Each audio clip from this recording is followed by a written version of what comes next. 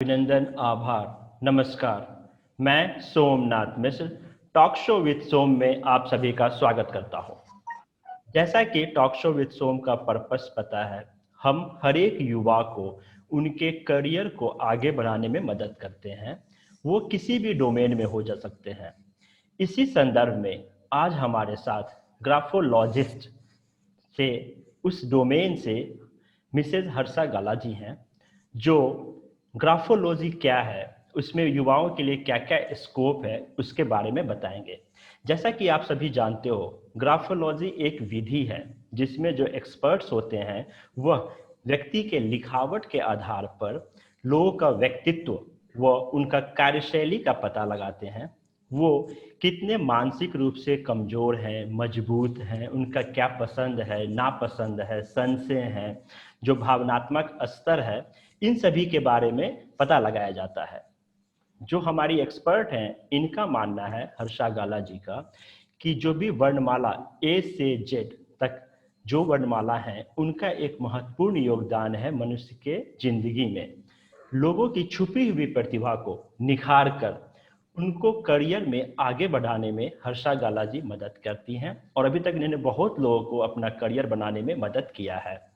जो शब्द हम बोलते हैं वह हमारे मानसिक अनुभव का प्रतीक होता है, और जो शब्द हम लिखते हैं वह बोला हुआ शब्द का प्रतीक होता है, ऐसा हर्षा गाला जी का मानना है।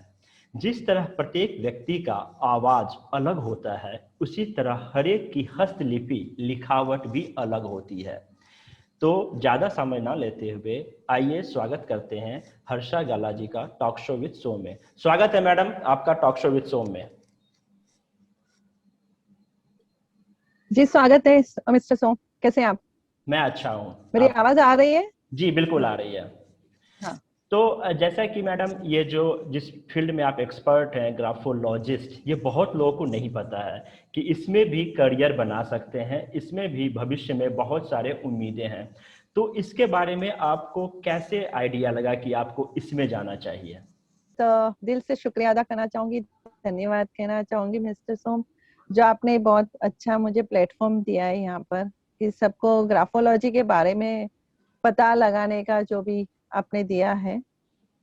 तो ग्राफोलॉजी बहुत जन को पता नहीं है कि ग्राफोलॉजी क्या है, तो उसके बारे में मैं आपको बताऊंगी। लेकिन मेरे पहले एक बात बता देना चाहती हूँ कि हाँ, मैं ग्राफोलॉजी हूँ।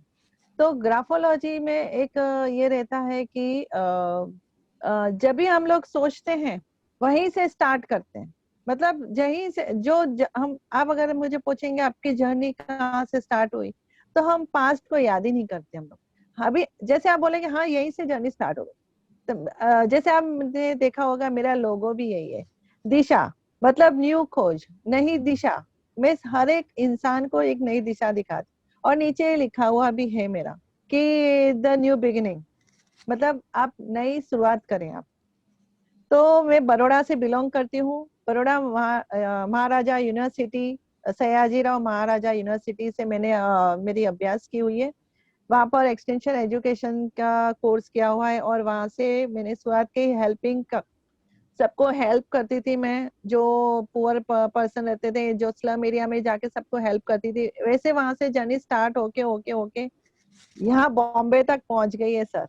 अभी मैं बॉम्बे में रहती हूँ, और यहाँ से जर्नी स्टार्ट हुई, और ग्राफोलॉजी की स्टडी तो फिर स्टार्ट ही थी, और पढ़ाई का भी बहुत था। तो करते करते फिर आज ये बहुत शॉर्ट पीरियड में बहुत आगे मैं निकल गई हूँ।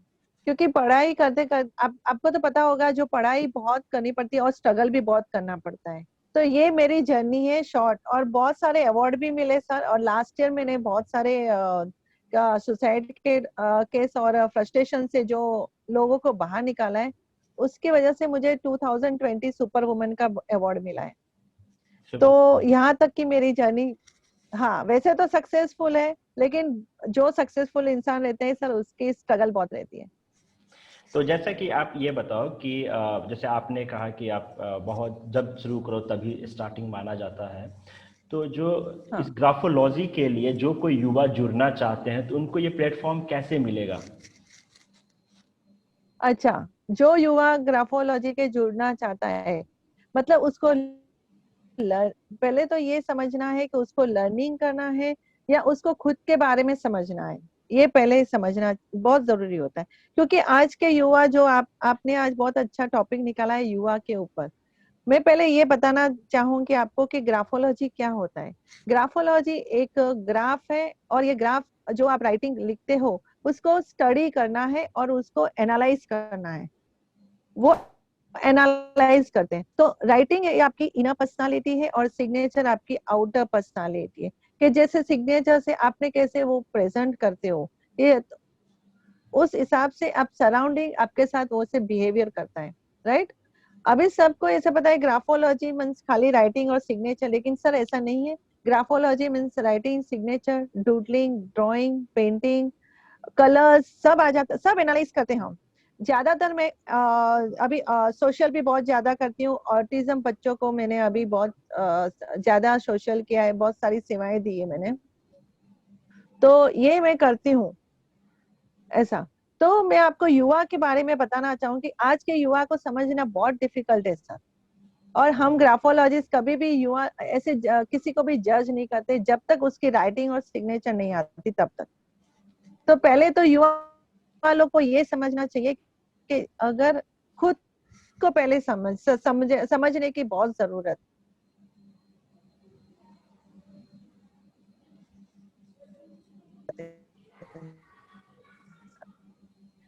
हाँ, अगर लर्निंग की बात है तो बहुत को आगे बढ़ना है, आपकी कैरियर बनानी है, आपके डिफिकल्ट सॉल्व करने हैं, आपके रिलेशनशिप्स बहुत अच्छे करने हैं, आपकी एबिलिटी बढ़ानी है, आपके कॉन्फिडेंस लेवल बढ़ाना है, आपको जो हेल्थ के बारे में कॉन्शियस रहना है।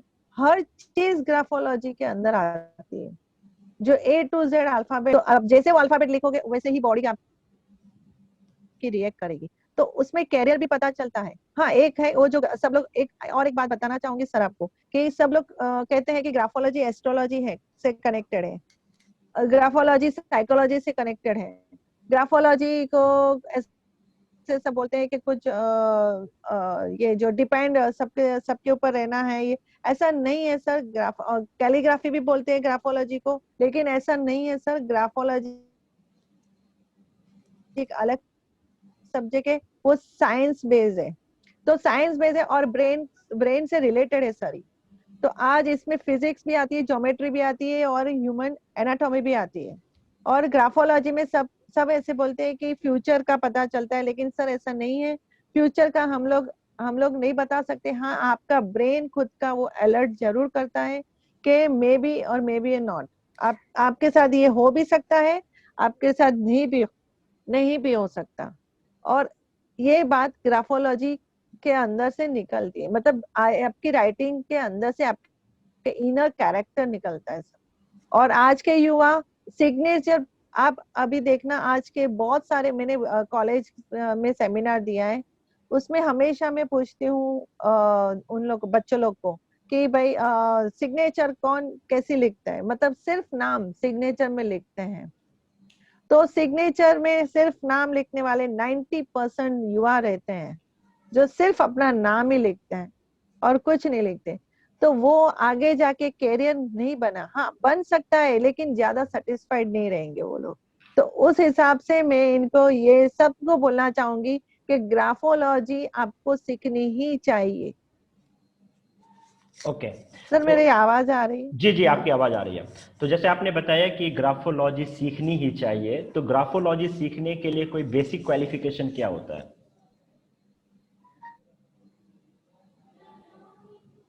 ग्राफोलॉजी हर कोई सीख सकता है, ऐसे कोई बेसिक क्वालिफिकेशन की जरूरत नहीं है।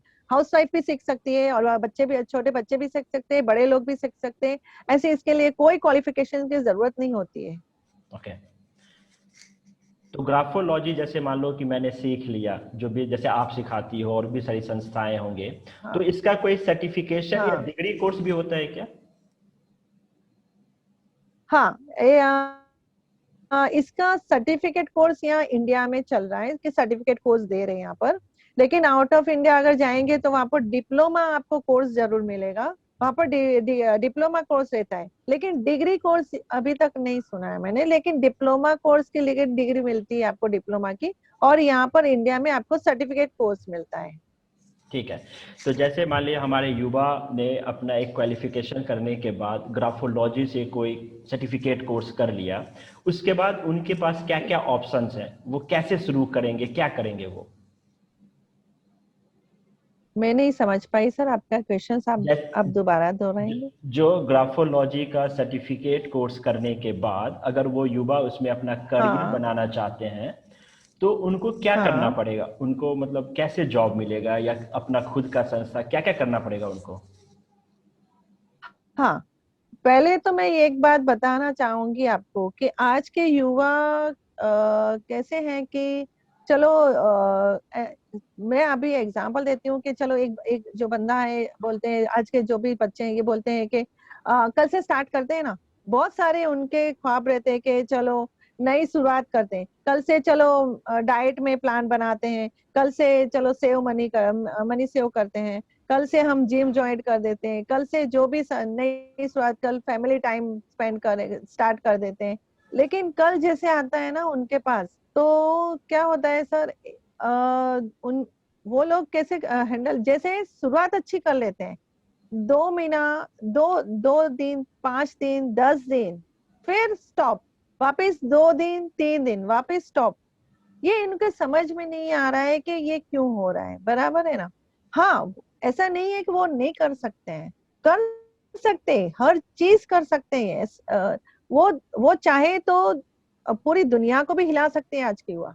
लेकिन उनको खुद को समझना है, कि खुद को ये समझना रहेगा कि ये जो मैं नहीं कर सकता हूँ, ये क्यों नहीं कर सकता हूँ, क्यों नहीं कर सकता। हमारे ग्राफोलॉजी में एक ये कहा जाता है कि आप में स्ट्रेंथ है, वीकनेस है, बराबर है ना, पर कहीं ना कहीं एक ब्लाइंड स्पॉट्स रहता है। ब्लाइंड स्पॉट्स अब वो जब तक नहीं हटता है ना, तब तक वो नहीं कर पाते हो। ब्लाइंड स्पॉट्स में आपको बताती हूँ क्या होता है। ब्लाइंड स्पॉट्स कैसे होते हैं, जैसे जैसे एक बंदा, चलो एग्जाम्पल, एक बंदा है, एक एक जो पूरा एक ये है, जो कॉलेजियन लड़का है, चलो वो कॉलेजियन लड़का सब तरह से होशियार है, पूरा होशियार है। लेकिन देखो, आज एक एक अपने साथ एक एग्रीमेंट करते हैं, एक प्रॉमिस करते हैं खुद के साथ कि कल से मैं मेरे हाथ में मनी प्रॉब्लम होता है, मतलब हाथ में मेरा पैसा नहीं रहता है, तो कल से मैं अभी हर मंथ इतना सेव मनी करूंगा। जैसे कल आता है, हो ही नहीं सकता है, तो वो सोचता है कि अरे यार नहीं होता है, क्यों नहीं होता है, फिर वो सोचता है कि ये तो मैं कर पाता, लेकिन क्यों नहीं होता है। इसको बोलते हैं ब्लाइंड स्पॉट। ओके। वही पर ही स्पॉट हो जाता है। हाँ, इसको ब्लाइंड स्पॉट्स बोलते हैं, कि इनको पता नहीं चलता है। लेकिन इनको ये नहीं पता है कि जो हमारे पास है, स्ट्रेंथ है, वीकनेस है, वो पता चलती है। लेकिन जो थर्ड एरिया रहता है ना, वो उनको पता नहीं है कि जो थर्ड एरिया वो हमारा माइंड है, जो ब्रेन है, कंट्रोल उसके पास है। तो उसे कैसे कंट्रोल किया जा सकता है, उसे कैसे करना है। तो अगर जो ये ग्राफोलॉजी सीख जाते बच्चे लोग, तो ये इनको समझ में आ जाएगा कि पूरा कंट्रोल ब्रेन के हाथ में। अगर ब्रेन ही हम थॉट्स ही हम चेंज कर देंगे, ब्रेन को ऑर्डर करेंगे, ब्रेन को ऑर्डर करवाएंगे, तो हर चीज पॉसिबल है, इम्पॉसिबल नहीं है सर। तो आप वो ग्राफोलॉजी से इनको ये समझ में आ जाएंगे कि अल्फाबेट्स मेरे कहाँ जा रहे हैं, बेसलाइन कहाँ जा रही है, मार्जिन कहाँ जा रहे हैं। जैसे मैं आपको एक एग्जांपल देती हूँ कि आज जो बच्चे हैं, ये ऐसे बच्चे जो डिसाइड नहीं कर पा रहे, डिसिप्लिन नहीं है। क्यों नहीं है डिसिप्लिन? अपने ही एग्रीमेंट, वो खुद ही प्रॉमिस करते हैं कि हाँ मैं ये कल करूंगा, और उसमें वो खुद डिसिप्लिन नहीं रहते हैं। क्यों नहीं रहते हैं वो लोग, क्यों ऐसा होता है? तो ये मार्जिन, लेफ्ट साइड मार्जिन उनकी वेविंग रहती है। लेफ्ट साइड की मार्जिन वो प्रॉपर नहीं, एक एक लाइन में नहीं लिखते हो। आप देखना, आप ब्लैंक पेपर दे, आप एक A4 साइज का विदाउट लाइनिंग के पेपर उनको दे दो, और उनको बोलो कि पूरा पेपर आप लिखो, जो भी मन में आए वो लिखो। आप देखना, और लेफ्ट लेफ्ट लाइन की मार्जिन आप देखना, वो चेक करना उनकी, अगर वो बच्चा डिसिप्लिन नहीं है तो उसकी वेविंग, उसकी वेवी आई पूरा उसका जिग जैग आ जाएगा उसकी लाइनिंग में। अगर वो बच्चा डिसिप्लिन नहीं है तो उसकी लाइन बिलो तक देखो आप कैसे क्रॉस में जाती है। तो उससे वो बच्चे लोग अगर ग्राफोलॉजी सीखते हैं तो उनमें से बहुत उनको सीखना मिलता है कि ये लाइनिंग ऐसी ऐसी आती है, तो मैं डिसिप्लिन ही नहीं हूँ, तो मैं कैसे ये अपनी खुद की प्रॉमिस कैसे मैं वो पूरी कर पाऊंगा। अगर ये लाइनिंग अगर स्ट्रेटली आ गई तो हर बच्चा हर अपने कैरियर में टॉप करेगा सर। रही बात बेसलाइन की, तो बेसलाइन आप खुद वो बच्चे अगर ग्राफोलॉजी सीखते हैं तो उनको पता चलता है कि हाँ, हर मेरे बहुत सारे ऐसे बच्चे हैं जो कैरियर के लिए आते हैं, तो उनको मैं यही बोलती हूँ पहले ब्लैंक पेपर पे लिखना स्टार्ट कर दीजिए और देखिए आपकी लाइन कहाँ जा रही है, डाउन जा रही है, स्ट्रेट जा रही है, अप जा रही है, वो पहले आप रीड करो। अगर ये पहले बैलेंस करो, खुद को बैलेंस करो, फिर एक बार फिर सोचो कि कैरियर क्या बनाना है, क्योंकि अपनी खुद की डिसीजन बहुत बहुत इंपॉर्टेंट है सर। तो ये बच्चा आगे तक जा सकता है। जैसे जी और वाई, अगर जी और वाई में बच्चे लोग देखना, ज्यादातर बच्चे जी और वाई लिखते हैं, बहुत सारे बच्चे, इवन बच्चे नहीं बड़े लोग भी लिखते हैं और जी और वाई को छोड़ देते हैं। लेकिन जी और वाई में नीचे का लूप आना चाहिए सर, तभी आपका काम जो भी है वो कंप्लीट होता है। आपने काम ही अधूरा कर छोड़ दिया तो वो काम कंप्लीट कैसे होगा सर। बिल्कुल सही कहा आपने। तो तो ये ग्राफोलॉजी बहुत डीप में है और बेसिक सीखना भी, बेसिक यहाँ के अभी बहुत सारे बच्चे रहते हैं, थोड़ा बहुत ग्राफोलॉजी सीख लिया और बोलते हैं हाँ हमको ग्राफोलॉजी आता है। ऐसा नहीं है सर, बेसिक नहीं, बेसिक से कुछ नहीं होता है, उसकी बहुत स्टडी करनी पड़ती है, डिप में जाना पड़ता है। आज मैं बहुत सालों से करती हूँ, आज मैंने बहुत स्टडी की हुई है, तो आज एक एक बच्चे को मैं बाहर निकालती हूँ। लेकिन हाँ, इतना जरूर कहूंगी कि बेसिक तो बेसिक आप सीख लो, खुद के लिए सीखो, कि खुद अपना सेल्फ जो भी है अंदर के कैरेक्टर को खुद समझो, तो आप ग्रो कर पाओगे।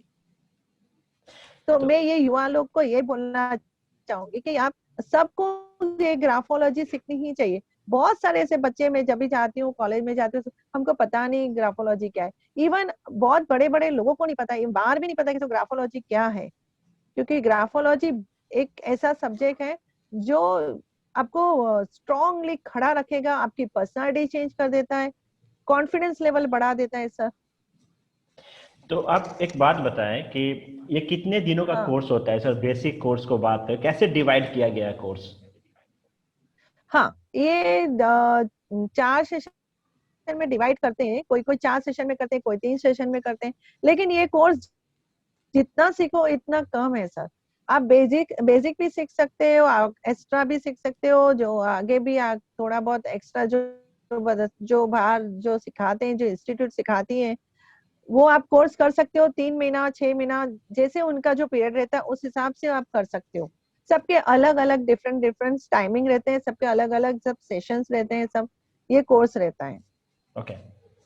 तो जैसे कोर्स सीखने के बाद, जैसे मान लो कि मैं अपनी बात बताता हूँ कि मैंने 6 महीने का कोर्स हाँ कर लिया, मैं अपने आप को समझ हाँ गया, अब मेरा इंटरेस्ट ग्राफोलॉजी में ही दूसरों को हेल्प करने का है। तो इसके क्या क्या, हाँ। कहाँ मुझे जॉब की अपॉर्चुनिटीज है? आपकी जॉब की अपॉर्चुनिटी तो नहीं रहती, आप खुद स्टार्ट कर सकते हैं इसमें। अगर आपको दूसरों को सिखाना है या दूसरों को आपको बताना है, तो आप खुद अपने आप में ही एक करियर बना के आप खुद ही बाहर निकल सकते हो और आप सबको बता सकते हो कि आप खुद ही क्लाइंट ले सकते हो। लेकिन हाँ, आप एक्सपर्ट बनना, अगर आपको क्लाइंट लेना है, अगर ये सब आपको इसमें करियर बनानी है, तो आपको बहुत स्टडी करनी पड़ती है।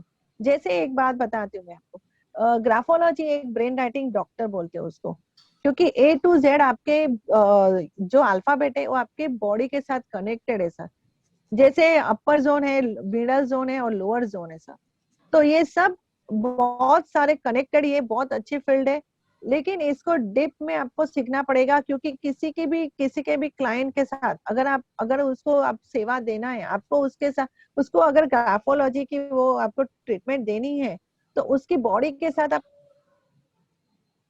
खिलवाड़ नहीं कर सकते हो जब तक आपको पूरा नॉलेज नहीं है। जब डॉक्टर बनता है उसको कितना टाइम लगता है बताइए मुझे। डॉक्टर बनने में बहुत 5 साल लग जाते हैं सर।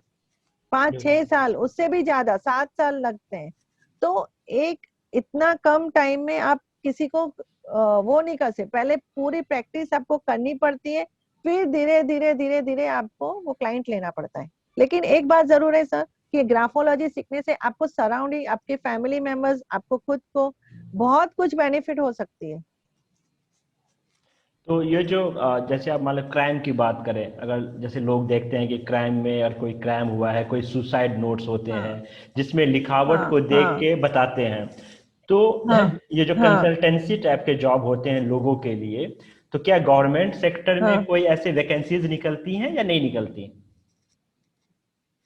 गवर्नमेंट सेक्टर में आप वैकेंसी निकलती है, लेकिन बहुत कम निकलती है, बहुत कम निकलती है वो सेक्टर। अभी मैं खुद जाती हूँ क्राइम में, बराबर है ना। हम्म। मैंने 2-3 केस ऐसे हैंडल भी किए हुए हैं कि जो जो बंदे को जेल, मतलब बोलते हैं ना, जो बंदे को फांसी होनी थी, जो बंदे ने खून किया था उसको 6 साल 8 साल की जेल होनी थी, उसको मैंने बचाया है कि नहीं, वो उसने किया नहीं, क्योंकि वो बोल नहीं रहा था। और मेरे ग्राफोलॉजी से वो उसने सब पूरा मैंने देखा, उसके जो भी राइटिंग से पूरा मैंने देखा, फिर उसके साथ बैठ के उसके साथ बात करके पूरा निकाला, तब पता चला कि वो बंदे ने नहीं किया है खून, दूसरे किसी ने किया, तो उसकी सजा कम हो गई, उस बाहर निकाल गए।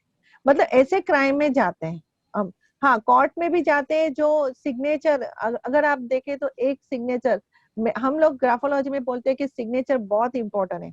तो ये सिग्नेचर पूरी क्लियर होनी चाहिए, पूरा आपका लेजिबल जो भी है वो जो पूरी दिखनी चाहिए, इलेजिबल नहीं जो चाहिए हम लोग को। मतलब लेजिबल मतलब पूरी क्लियर नाम दिखना चाहिए, जैसे मेरा हर्षा गाला है, आपका सोम मिश्रा है, तो पूरा नाम दिखना चाहिए, लेटर्स दिखने चाहिए, तो आप जो है वो आप दुनिया को दिखाते। लेकिन आप जब भी आप सिग्नेचर वो करते हो, तो बहुत सारे बच्चे बोलते हैं मैम ये सिंपल सिग्नेचर तो हर कोई कर लेगा हमारी। लेकिन ऐसा नहीं है, आपकी खुद की सिग्नेचर आप 10 बार करोगे मिस्टर सोम, तो डिफरेंट डिफरेंट आएगी। तो कोर्ट में भी मैंने 1-2 केस ऐसे किए हैं, जो सिग्नेचर से वो पूरी प्रॉपर्टी वो ले रहे थे, तो मैंने दिखाई उनको कि ये सिग्नेचर इनकी नहीं है, पूरा मैंने क्लियर किया कि सिग्नेचर दूसरे किसी ने किया हुआ है, ये सिग्नेचर किसी और ने किया, और ये पूरा केस सुलझ गया है। तो ओके। ग्राफोलॉजी से ये, हाँ, क्राइम में ऐसे आपको जो अगर आपको ज्यादा नॉलेज रहेगी तो आपको वहां पर मिल सकता है, आपको एक्सपर्ट रहेंगे वो भी देखते हैं ना सर। तो आपने जैसे बहुत सारे वेबिनार, वर्कशॉप मस्कट और दुबई में किया है, तो ये जो हाँ वर्कशॉप्स होते हैं ये कितने दिनों के लिए होते हैं वैसे? जैसे मान लो कुछ कोर्सेज होते हैं या क्या होता है? हाँ, अभी मैंने सेमिनार्स किए हुए हैं। तो अगर स्कूल में करती हूँ, तो स्कूल में मैं इनको बोलती हूँ कि 3 सेमिनार रखो, एक टीचर का रखो, एक स्टूडेंट्स का रखो, एक पेरेंट्स का रखो। क्योंकि पेरेंट्स और टीचर, उनके अभी 24 आवर्स बच्चे कहाँ होते हैं, या तो पेरेंट्स के साथ होते हैं या तो टीचर्स के साथ होते हैं, राइट। तो हम्म। जब तक पेरेंट्स और टीचर्स के थॉट्स चेंज नहीं होते, तब तब आप बच्चे को पॉजिटिव वेव्स कैसे देंगे, आप कैसे ट्रीट करेंगे। तो मैं सबको ये अलग अलग सेमिनार, 3 सेमिनार स्कूल में देती हूँ, कॉलेज में देती हूँ, एक बच्चे के लिए और एक टीचर्स के देती हूँ। क्योंकि टीचर्स लोग को पता होना चाहिए कि बच्चा कहाँ जा रहा है। मैं अगर टीचर्स को बता देती हूँ कि ये सिम्टम्स है, ये जो भी मेरे जो ग्राफोलॉजिस्ट जो जो डेंजर पॉइंट है या कुछ भी है, वो मैं इनको बता देती हूँ कि बच्चे में ये अगर ऐसा दिखे, आपको राइटिंग में दिखे, तो तुरंत आप एक्शन लेना।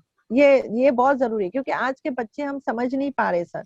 क्योंकि आज के जमाने में सब सब ये डिजिटल हो गया, सब लोग के लैपटॉप आ गए, ये मोबाइल आ गया, तो आप किसी को जज नहीं कर पाते हो, किसी को भी नहीं। आज कोई बोलेगा ये अब मेरे साथ बहुत ये हो चुका है, मैंने बहुत बच्चे लोग को बाहर निकाला ऐसे कि जज करते हैं कि ये बच्चा पूरा नॉर्मल नहीं है, ये बच्चा स्लो लर्नर है, उसको स्लो लर्नर के स्कूल में आप भेज दो। ये अभी स्लो लर्नर के स्कूल में भेजने के बाद वो बच्चा इतना बुरी तरह से बड़ा होता है।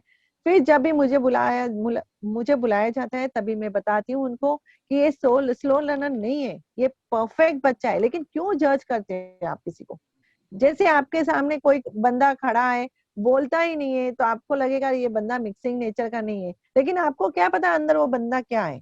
जब तक आप उसकी राइटिंग नहीं देखते, जब तक उसकी सिग्नेचर नहीं देखते हो, तब तक आप क्यों जज करते हो? कोई इंसान को आप जज नहीं कर पा रहे हो, क्योंकि एक बात बताती हूँ मैं आपको क्यों जज नहीं कर पाते। ग्राफोलॉजी में ऐसा है कि पूरा साइंस बेस है, राइट। जब जब हम, मैं और आप जब बात करते हैं ना, तब हमारी जो भी जो बॉडी रहती है ना, उसके अंदर ये न्यूरॉन्स होते हैं ना, वो 40 न्यूरॉन्स एक्टिव हो जाते हैं। कैसे होते हैं सर, एक मैं बताती हूँ। जैसे मैं और आप बात करते हैं, कोई आपके फ्रेंड्स चलो आपके सामने आके बात करने लग गया, बहुत स्वीटली बात करता है, बहुत अच्छी तरह से बात करते हैं, आप बहुत खुश हो, बोले ये बंदा बहुत अच्छा है और मेरे साथ बहुत अच्छी तरह से बात करता है, अरे बहुत। लेकिन आपको पता नहीं है कि ये बंदा अंदर क्या है, राइट ना। तो हम जब बात करते हैं ना, तो बहुत अच्छी तरह से फेस मैनिपुलेट कर लेते हैं, बहुत अच्छा वो कर लेते हैं, अंदर क्या चल रहा है हमको पता नहीं चलता। लेकिन जब राइटिंग आती है ना, तब बंदा बाहर निकलता है पूरा। जब हम बात करते हैं ना, तो हमारी बॉडी के अंदर 40% न्यूरॉन्स एक्टिव हो जाते हैं सर। तब हमारे हाथ में कंट्रोल रहता है, ब्रेन के हाथ में कंट्रोल नहीं रहता है, ब्रेन कंट्रोल छोड़ देता है। तब इजीली हम सबको हम फेस मैनिपुलेट करके हम बहुत स्वीटली बात करते हैं, अंदर कुछ और बाहर कुछ और, राइट सर। लेकिन जब हमारी राइटिंग आती है ना, तब हमारे बॉडी के अंदर 95 न्यूरॉन्स एक्टिव हो जाते हैं। वो न्यूरॉन्स एक्टिव होने से हमारे हाथ में कंट्रोल नहीं रहता है, ब्रेन कंट्रोल ले लेता है। और एक बात याद रखना सर, ब्रेन कभी झूठ नहीं बोलता है। जैसे ईसीजी मशीन में हार्ट कभी झूठ नहीं बोलता है, वैसे ब्रेन कभी झूठ नहीं बोलेगा। और ब्रेन ऑन द पेपर आपको पूरा आपका कैरेक्टर रख देगा, चाहे कितने भी आप स्मार्ट बने, ब्रेन पूरा रख देगा आपको। और उसे हम बोलते हैं ब्रेन प्रिंट। उसमें पूरा आपका कैरेक्टर आ जाएगा, उसमें आप सोशल, आपके फिजिकल, पूरा पूरा कैरेक्टर बाहर। बहुत तो सही। मैं यही युवा लोग को बोलना चाहूंगी, अगर कैरियर बनाना है तो पहले खुद को समझो। आप खुद को डिसिप्लिन करो, खुद के अंदर झांको कि भाई मैं कितना कर पाता हूँ, कौन से फील्ड ले पाता हूँ, वो ग्राफोलॉजी के अंदर ही पता चलती है सर। आप एक क्योंकि बात हर बताएं। एक अल्फाबेट कुछ, हाँ, हर एक हाँ, अल्फाबेट कुछ ना कुछ बोलता है। बिल्कुल। तो आप एक बात बताएं हर्षा जी कि जैसे आपको हाँ 2020 में सुपर वुमेन चेंज मेकर का अवार्ड मिला था, तो हाँ जो हाँ। ये आपने अवार्ड्स लिए थे, ये किस पर्पस से, क्या ऐसा चेंजेस किया था सोसाइटी में आपने? मैंने आपको बताया कि बहुत सारे सुसाइड केस मैंने हैंडल किए हैं और फ्रस्ट्रेशन से लोगों को बाहर निकाला है, राइट। अभी देखो सुसाइड केस का मैं एक किस्सा मैं आपको सिर्फ बताती हूँ अभी। एक बच्चा था, हाँ, एक बच्चा इतना अच्छा कर रहा था, उसके मदर के साथ बहुत अच्छा रहता था, एक ही बच्चा, उसके माँ बाप का एक ही बच्चा था। और सोसाइटी मतलब अच्छा, उनका घर बार बहुत बड़ा था और अच्छी सोसाइटी में रहने वाला बच्चा, और इतना ब्रिलियंट बच्चा था। लेकिन क्या हुआ, माँ बाप रहते हैं ना, उसकी एक्सपेक्टेशन बढ़ जाती है। 10th में वो बच्चा था, माँ बाप बोलते हैं उसको 95 96 लेके आओ, राइट, जो भी हो। अभी वो जो बच्चा था सडनली है ना, जब ये एग्जाम बोर्ड आने वाली थी, उसके 10 दिन 12 दिन पहले है ना, उसने पूरा उसका चेंज हो गया, बिहेवियर चेंज हो गया। किसी के साथ बोलना नहीं, उठना नहीं, बैठना नहीं, सिर्फ अपने में रहना है। स्माइल देता है नॉर्मल, ऐसे नॉर्मल लगेगा, लेकिन सडनली चुप हो गया। उसकी मम्मी को कहाँ से मेरा नंबर मिला और उसने मुझे फोन किया रात को 8 बजे, मैम प्लीज आइए। मैंने बोला 8 बजे, आपने अपॉइंटमेंट भी नहीं ली है। ने बोला नहीं प्लीज मैम आइए ना, आइए, मेरे बच्चा ऐसे 10th में, और कुछ नहीं बोला, आज 10 दिन के बाद एग्जाम है और ये एकदम से चेंज कैसे हो गया मैम, प्लीज प्लीज करके। बोला ठीक है चलो मैं आती हूँ। मैं वहां गई, बच्चा एकदम नॉर्मल है, मुझे बुलाया उसने, हाय आंटी कैसे हो। मैंने वही बोला, जब भी हम ग्राफोलॉजी एक्सपर्ट रहते हैं ना सर, एक बात नोट करना, जो भी ग्राफोलॉजी एक्सपर्ट रहेगा ना, वो कहीं भी जाएगा ना, उसके ऑब्जर्वेशन स्टार्ट हो जाते हैं। कहीं भी जाएगा, पार्टी में जाए, चाहे खुद की पार्टी में जाए, उसके लोगों को पहचाने की ऑब्जर्वेशन स्टार्ट हो जाती है उसकी। तो जैसे मैंने एंट्री ली, मैंने ऑब्जर्वेशन मेरा स्टार्ट हो गया। बच्चा नॉर्मल है, मैंने देखा बच्चा तो नॉर्मल दिख रहा है, उसको बच्चे की टेंशन पड़ी है माँ को। बच्चा ने मुझे अच्छी तरह से बुलाया, मेरे सामने भी बैठा, उसकी मम्मी पानी लेके आई, मैंने पानी पिया, फिर बताया उसने कि आप मेरे बेटे का प्लीज आप। बोला ठीक है, मैं पेपर लेके गई थी, ब्लैंक पेपर, उसको मैंने बताया अच्छे से बैठो, और आराम से लिखो। जब हम किसी को लिखना देते हैं ना तो उसको पहले काम डाउन करते हैं। जैसे ईसीजी मशीन में आप जाते हो तो डॉक्टर आपको बोलता है ना 5 मिनट बाहर बैठिए, आपको लगता है हाँ डॉक्टर कुछ काम कर रहा होगा, लेकिन ऐसा नहीं होता है सर। डॉक्टर आपको आपके जो पल्स है उसको थोड़ा शांत करने की कोशिश कर, जैसे आप नॉर्मल हो जाओ, बाद में आप वो करो, जैसे वो रिजल्ट अच्छा आता है। फिर मैंने उसको सामने बिठा के मैंने माउथ टू माउथ उसको सब लेना स्टार्ट किया। जैसे लेते गई, जैसे उसने लिखना स्टार्ट किया ना, हम ज्यादातर बोलते हैं पेपर पूरा लिखने को बोलते हैं, लेकिन वो बच्चे ने हार्डली 5-6 लाइन लिखी होगी सर, और मैंने उसका हाथ पकड़ लिया तुरंत ही। मतलब बोला अरे, क्योंकि हमारे ग्राफोलॉजी में डेंजर अल्फाबेट रहते हैं, वो डेंजर अल्फाबेट हमको बताते हैं कि ये सुसाइड करने वाला है कि नहीं करने वाला है। ऐसे तो बहुत केसेस मैंने किए, पकड़ लिया है मैंने उन लोगों को। तो ये बच्चे को देख के मैंने हाथ पकड़ लिया, मैंने भाई क्या हो रहा है भाई, तो मेरे सामने देख रहा है वो। बोला बेटा कहाँ जा रहे हो आप, बताओ, आपको कुछ करना है, आपने पढ़ना नहीं है, क्या करना है? तो कुछ बोल नहीं, तभी एकदम से चुप हो गया। बोला क्या करना है आपको, जीना नहीं है? तो वो बोलता है उस बच्चे ने मुझे बताया कि आंटी मेरे रूम में चलिए। देखो एक बच्चा है, हाँ, और 3 BHK का रूम है। बहुत शानदार से आज के माँ बाप क्या बोलते हैं, ये मेरे बेटे का रूम है, ये हमारा रूम है। अरे उस बेटे को तो पूछो कि अलग रहना है कि नहीं रहना, उसको भी आपकी जरूरत है ना। वो बच्चे ने बताया कि हाँ चलो मेरे रूम में आप आंटी, तो मैंने परमिशन उसकी मॉम की ली कि वो बोल रहा है कि आप रूम में जाना है, तो बोला चलो आती हूँ। तो उसने बोला नहीं मम्मा आप नहीं आओ, खाली आंटी को लेके जाना। ठीक है चलो। जैसे मैंने लॉक खोला ना, मैं खुद हैरान रही कि मेरी लाइफ में कभी देखा नहीं मैंने इतना, मेरी आवाज निकल गई मेरी जोर से मेरी। बोला ये क्या, देखा तो फैन के ऊपर उसने वो पूरा फंदा बंदा लगा के रेडी रखा है।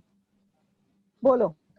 फिर मैं उसके पेरेंट्स आए, उसकी माँ के इतनी रोई, इतना बच्चा इतना सहमी, मतलब बोलते हैं ना घबरा रहा था, और मेरे पीछे पीछे छुप रहा था वो, मेरे पीछे पीछे। तो अभी एक बार आप मुझे एक क्लाइंट देते हो ना, फिर आप वो क्लाइंट को अगर कुछ करते हो, अगर बच्चे को अगर आप मारते भी हो, तो हमारी एक जिम्मेदारी हो जाती है कि आपके सामने एक हम कंप्लेंट करते हैं कि ये क्लाइंट मेरा है और वो ऐसे ऐसे बिहेवियर कर रहा है। तो उनकी मदर को मैंने बोला कि आप उसको अभी टच नहीं कर सकते, अभी ये मेरा क्लाइंट है। फिर उसके फादर आए, उसके अंकल आए, सब लोग इकट्ठे हो गए, और बच्चा एकदम से डरा डरा मेरे पीछे। मैंने बोला क्या है ये, क्यों कर रहा है ऐसे, आपने क्या? बोलते इतना प्यार लाड से बड़ा किया, जो मांगा वो दिया, ये दिया वो दिया, लेकिन क्यों? तभी उसने लड़के को मैंने पूछा बेटा आराम से बताओ क्यों सुसाइड करना है। उसने बताया कि मॉम डैड को मैं बहुत प्यार करता हूँ, लेकिन मेरी कैपेसिटी नहीं है 96 लेने की। हाँ 85 तक मैं लेके आ सकता हूँ, लेकिन अगर 96 नहीं आया तो ये लोग डिसअपॉइंट हो जाएंगे। अरे ऐसे कैसे? तब ये जाके मामला सुलटा, आज वो बच्चा एकदम से बराबर है और इतना खुश है। लेकिन इसलिए मैं हर जगह पेरेंट्स को इसलिए देती हूँ कि अल्फाबेट उसके जो है, जो कहाँ जाते हैं क्या करते हैं, वो अल्फाबेट से आप A to Z अल्फाबेट से आप बच्चे को पहचानो। Super super. तो ब्रेन देखो, घर में रह रहा है बच्चा, उस आपको पता नहीं है कि बच्चा तो खुश दिख रहा है, लेकिन बच्चे के ब्रेन में क्या चल रहा है वो तो आपको पता नहीं है। वैसे युवा वर्ग का है कि आप कोई युवा वर्ग को आप जज नहीं कर पाओगे। हाँ इंटेलिजेंट बहुत है, आज के युवा इंटेलिजेंट बहुत हैं, लेकिन उनके साथ फ्रेंड्स होना बहुत जरूरी है, फ्रेंड बनो उनके। बिल्कुल। मुझे पता है कि आपके पास समय का अभाव है, फिर भी आपने समय दिया। तो टॉक शो विद सोम में आने के लिए बहुत बहुत धन्यवाद आपका, और आपने अपने अनुभव को शेयर किया। मैं चाहता हूँ ज़्यादा से ज़्यादा युवा इससे कुछ सीखें और अपने आप को पहले पहचानें, फिर अपने आप को अपना करियर डिसाइड करें। तो आपको टॉक शो विद यस सोम सर, में आने के लिए बहुत बहुत धन्यवाद। धन्यवाद। Thank you. शुक्रिया, धन्यवाद।